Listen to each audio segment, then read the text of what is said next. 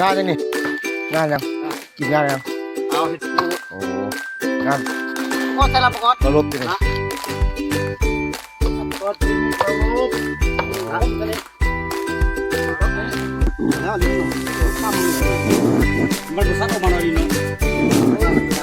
สักเล็ก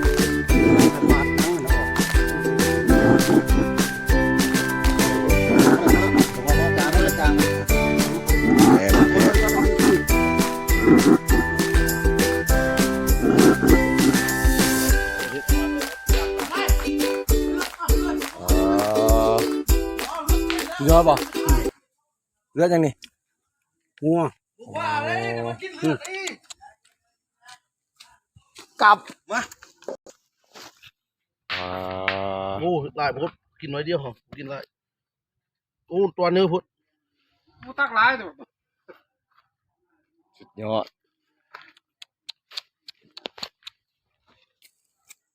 จำไหนนี่เขาไม่ได้มาเลี้ยงวันนี้ตอนเช้าเขาก็เบิ่ง ซ กั อน ยจุเป็นว่า ตีบ้านแล้วเขาเมื่อเลยกินแซ่บๆเท่านั้นนนนั่นนะยับไปกับบุรีหรอกตรงนั้นนะแต่บ่หลายสุภาพ6คนก็ผู้ละ20-30มันก็เลือกกินแหละกินคาบมันก็คาบกันนะ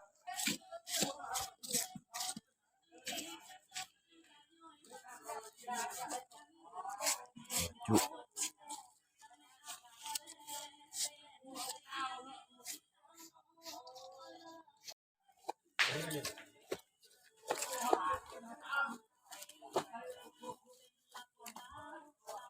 งานเลี้ยงส่งกัน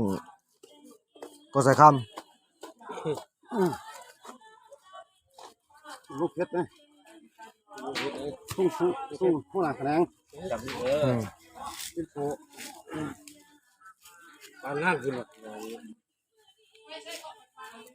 มีไฟลังพี่เนาะเชียวแจ้งเขานะ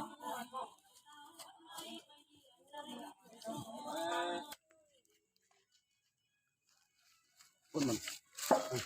พี่เจ้ามันทำไปกินกันไหนกินเนี่ยเลยเศร้าไม่ผูกขางัวไปกับขาคู่เมียถือผ้าเอาไปกินสุกตัวน่ะถือผ้ากับจับเป็ดอะไรเลยกิน